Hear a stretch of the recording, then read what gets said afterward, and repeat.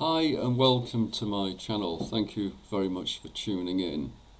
The reasons why the videos are quite sporadic is quite simple. I'm a working magician, I also write. So essentially a lot of my time is taken up with writing and also teaching as well. However, I made this video in the summer because there was something about how this person worked that really attracted me. The video is about how to make sigils. However, Yulia, the person who makes the sigils, in my opinion, has a very strong connection with Jinn. How this is that when she does the sigils, she also incorporates the elemental colour along with the planet's power. So we have the elemental side of the Jinn, we have the planetary aspect, and it's all put together in, if you like, one presentation. I've never seen this before, and I showed it to a few colleagues and friends who were also practicing magicians. And all I have got to say is that everyone who's seen this work has been really, really impressed. I hope you are too. Enjoy the video and thank you for watching, and thank you for also understanding that I'm also a working magician. I can't be making videos all the time. So have a good day and namaste. Okay, hi. With me is Yulia Chappell. She's I suppose the only word I can think of is a sigilist or somebody who works with sigil. So Yulia, what is your occult background? How did you get involved in the occult, so to speak? Well, first of all, thank you very much for inviting me. It's an honor. And how did I get started in the occult? Well, I think it was a sort of a thing that I've been doing for a long time. I've never joined a coven. I've never had any, groups or anything. I've done pretty much everything myself. And I would, like when I was young, I used to play with stones, and they used to be my familiars, and they used to protect me. And I had certain stones. So I suppose that's where I started unconsciously. And then as I moved on, I used to use herbs a lot. So for instance, I'd use basil, and I'd rub it in my hands and then like imagine money. And oftentimes it came. And then I'd have like these ridiculous ideas like building a rock house, and actually working with making that intention come true. And those kind of little things made me realize what magic is about, which is about intention. So pretty generally that's that. So I read cards, I read tarot cards, and I read playing cards, and a bit of Lenormand. And I do other little things here and there as well. How I got into sigils was quite by accident, actually. I was working with a wonderful man called Enrique, and we were doing wordplay. And over the months and year that we were working together, my images started to look like sigils, and he commented on this, and I didn't have a clue what sigils were. And so I'm kind of going, what sigils? So I Googled sigils, and then instantly I went, oh, wow, this is like kind of like similar to the doodles that I'm doing. And I see what he's talking about. So then I started to work with sigils, and I started to do a bit of research, and I discovered that, sigils, they're everywhere. They're brand names, they're things that are images that go into your subconscious, so that you then it comes back out. And this is why you have Suzuki sigils, Mazda sigils, all these sigils. So they've been used for centuries and centuries and centuries, so much so that back in the old Chinese days, there was a legend that this dating from as early as 1650, tells a story of Lo Chu. The legend describes a major flood in ancient China, of which the great King Yu was trying to channel the water out to sea. From the water, a turtle emerged, displaying 3x3 grid in which circular dots of numbers were arranged. The sum of numbers on each row, column, and diagonal equaled number 15. Thereafter, the people within the community used the pattern to control the river and protect themselves from floods. So that's how far back sort of sigils come from. Another one more modern is a Sartor Square. And a Sartor Square is Latin, using the word sarto, arepo, tenant, opera, and rotas. And if you look at that square, you can see that everywhere you look, whether you look across the top, it spells sarto, arepo, tenant. If you look down, if you look everywhere, it's always sarto. And these squares have been attributed to many magical properties. It has been used in folk magic, for example, to ward off evil spirits, whilst others consider it to be one of the broadest magical formulas in the West. So a Sartor square consists of 5x5 square made up of 5 letters. The text may be read, as I said earlier, vertically, horizontally, forwards, or in reverse. So these are just a few quick ideas. Now, I do sigils in my own way. I mean, there's a million ways to do sigils. You know, everyone has, like, you can do round sigils, so you can put the letters, you know, 1, 2, 3, 4, 5, or A, B, C, D, E, F, do them that way. For me personally, I have 2 ways of doing sigils. The first, my first method is freehand, right, which is similar to the one I've got on the image on the left. As you can see, it just looks like a bunch of squiggles, but it was originally created for a reason. Now, you know, when you do sigils, you don't, like, you have to forget what was written in, you know, the image can stay, or, you know, but just forget what the intention was, because it's gone out into the ether and it's coming back to work for you. So that's kind of briefly how I start. So what I do when I start, I choose, okay, so what I do is I choose, say for instance, I don't know, I've got one here. I choose a, okay, here's an example of a freehand one. Here I've chosen, and you can see on the top here, I don't know if I can still, yeah, up here you can see the letters. These are the letters that are remnant. So when you do a sigil, what you do is you write a sentence and you knock out all the vowels and you knock out all the double letters. So all that you get left is a series of letters. With those letters, you then create the image. So here you can see the M, the B, the L, the Y, S, the K, the F, and so on. So it's all there, and that's how I create a freehand sigil. I must say that is really beautiful. I'm looking at it, and it really is beautiful. You know, the way you've painted it, it looks so cool. You know, really cool. Yeah, I love doing them. I think that's why I just got addicted to doing them. So then I'll give you an example of a magic square. So this is the other method that I use. I use a magic square. Again, you know, like I use so this one here is magic square of the sun, right? So I've left out my letters, the sentence in this case, but this is what it originally, well, it didn't, you know, I made it here, it hasn't come very clear, and I brought it over here and I embellished it a bit. Now, when you do and here's another example, all right, here's Mercury. So here you can see I've got the letters left over from the sentence that I wanted, and then I created it. Now, how to get the letters in this way? Well, what you do is you go, hang on. So like you start, A is 1.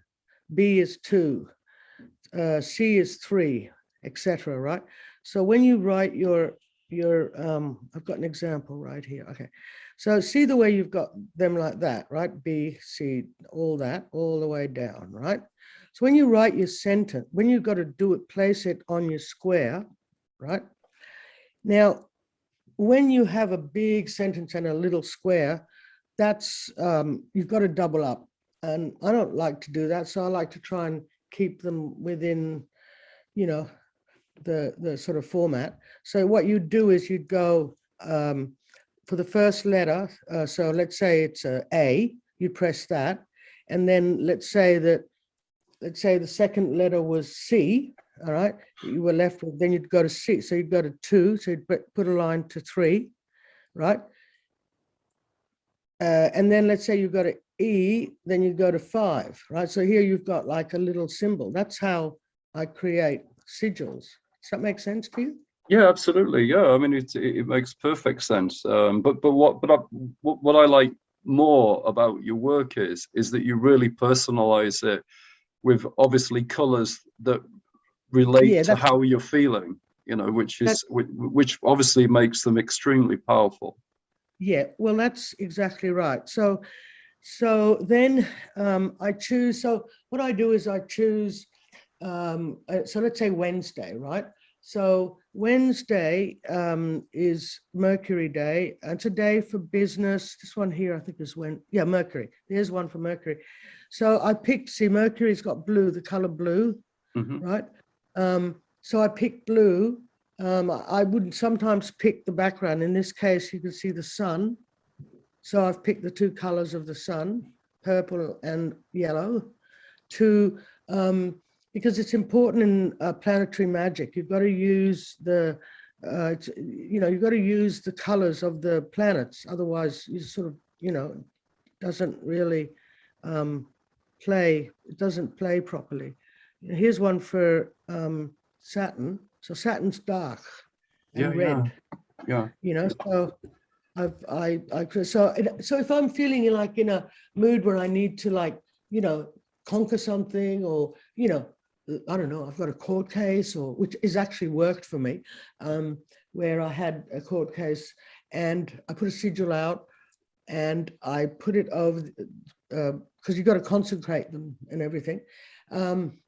So I use black and red, in this case. And that one worked. Whereas with the sun, you'd go for more happy things, beginnings, things that, well, this one's Mars. Mars, you'd go for things that you need to battle, you know what I mean? Like you need to sort of sort out some affair, or, Mars is about red, it's about passion, it's about, so I use those colors for that. And I always do them on the day and on the hour of the that I choose. So if it's on Mercury Day, I'll pick Mercury hour. And then when you've done your sigil, what I do is, and I usually try and have a candle also that's the color of the planet with the oil of the planet, and I rub the candle with that, and then what I do, because there's many ways of consecrating sigils. Some people do it with sexually. Other people do it putting them ripping them up and putting them in water. There's many ways, or putting them over a flame and burning them. But before you do that, you have to, so that's why some people do it sexually, because they reckon that it puts more power into the sigil. But the way that I do it, because I've been doing a lot of Tai Chi and Qigong over the years, I've learned to harness my energy. And so I use that. So whenever I have a sigil, I put it in my hand and I focus and meditate on that intention that I'm trying to put out there into the universe. And then I'll blow in 3 times like that, and then do it a bit longer. And then when it feels warm, I then put it over the incense that I've got lit, and then I will burn it. Wow. Although some of the sigils you show me, I would be very reticent to burn them because they look so beautiful. You know. Yeah, Sorry. but I've got copies. I've got copies. Cool. No, I do copies, you know, because Right. they are nice. I make sure that I forget mostly what, you know, what the intention was, you know, exactly, because that kind of defeats the purpose of the, you know, this is a bunch of freehand ones I've done Wow. over the They're just virtual works of art. I mean, they are works of art. They're not virtual works of art. They're works of art. I mean, it's sort of like. But what I like is the use of the color. Obviously, I do quite a lot of Djinn magic, elemental magic, and essentially, once again, that's very much to do with you know, the type of Djinn that you require is reflected in the type of color. Yeah. Okay. And it looks very much that you're doing the same when you're using the planetary aspect. That you're really honing in on how you, if you like, feel that color. Yeah, which I think is, to me, it's really inspiring because I've never thought of working sigils like this. And I mean, realistically, I mean, if I did something like that, it would look like my little 3-year-old girl had done it, you know. But like, but this is like, no, seriously, this is like I said, this is real art, and I can really feel the power and intention behind it. And I like my sigil work, I've got to admit, is reasonably rubbish. It's hit and miss. Sometimes it works, sometimes it doesn't work. And talking to you, I'm understanding why it doesn't work.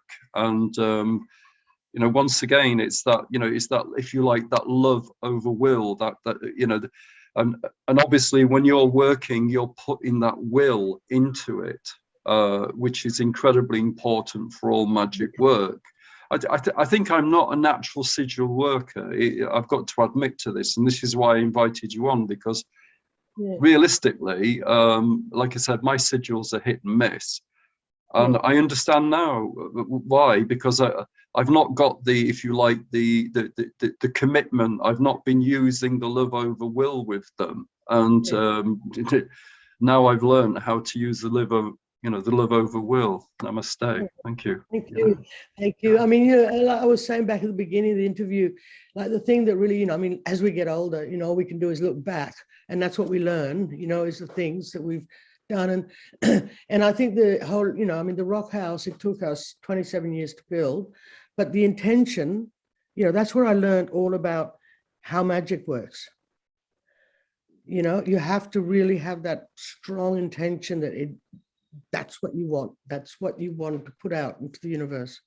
Yeah, I totally agree with you. And I think, you know, talking from my own perspective, that's why my sigils have gone terribly wrong, or they've never been as good, because like my intention, my intention has always been sort of really wishy-washy. Yeah, you know. You don't have to do like, hang on, I'll just show you. You don't have to do like colored ones all the time. You can do like, I'll show you way back in the beginning. I've got, where are they? Here. I've got, here we are. See there, 1, 2, 3, 4, 5. That's how mine look. Okay, that's how mine look. All right. There's nothing wrong with that. That's nothing wrong with that, right? You know what I mean? Trust me, my results speak volumes. Trust me. But even then, I'll still do them on the right hour and the right day. Yeah, right. I absolutely. And then recently, I've been sort of getting a bit into planetary magic, obviously.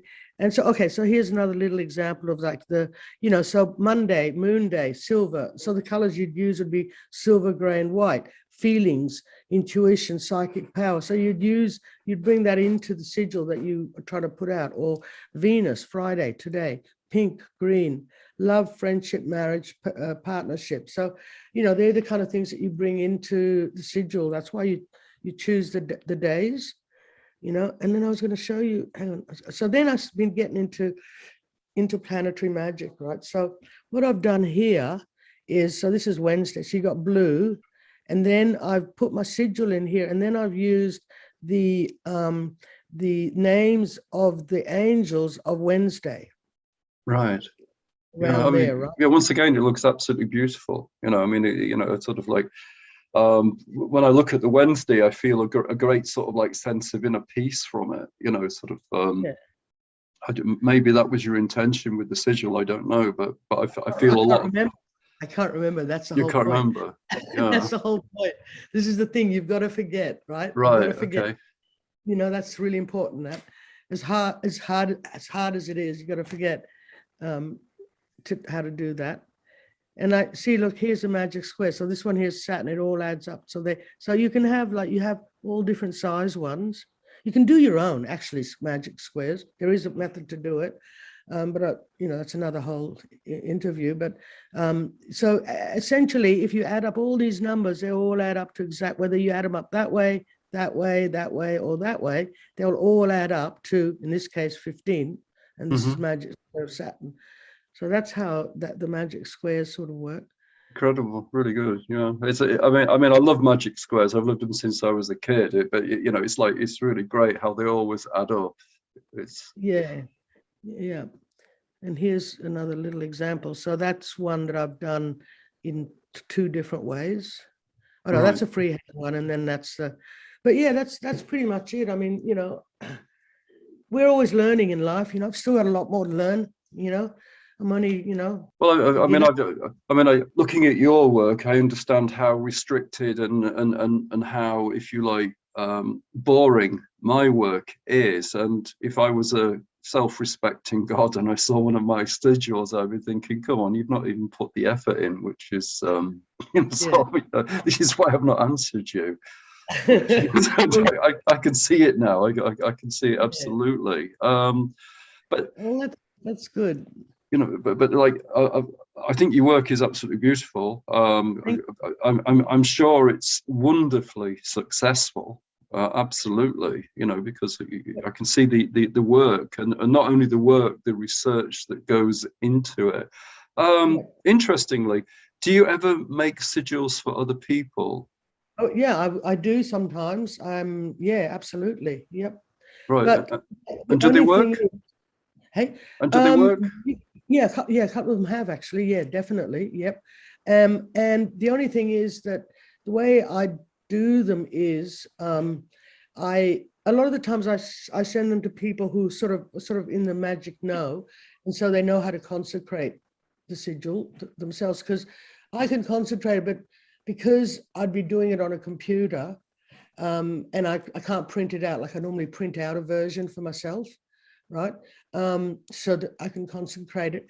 Then I would have to let the person receive it, and then they can print it on whatever paper, anything that they want. Yeah, I'm going to say is, I mean, if I had a sigil from you, I would definitely frame it. I mean, it's certainly, Yeah. I would. So obviously, you do a tremendous amount of background. You understand the planet, you understand the color, you understand your mood, and you get yourself in the mindset, which is like you said, the real intention. And of course, then we get the result. I mean, there's nothing more I can ask, because your presentation has been really, really clear. The one thing that I found is from it is that I understand what fundamental mistakes I've been making. So namaste, I'm very grateful for that. Thank you. It's a compliment. Thank you. I suppose in a way, I've just not approached it in the right discipline, and I think that's the thing with magic. Unless you actually are prepared to approach something in the correct discipline, then realistically, the result is not going to be as it should be, which is wonderful. You have to empty your mind, and then I mean, I suppose in a way I've been very, very spoiled. Whereas lots of people have to do lots of ritual and stuff like this to call an entity through, I can just do it. I can just literally, whatever entity I want to speak to, I can call it through. But realistically, that's not always good, because it's like when you're speaking to somebody you quite often forget what you wanted to ask the person. Yeah. It happens. You see your friend and you think, oh yeah, I'll ask him about that, but then you start talking about something else, Yeah. and it completely goes.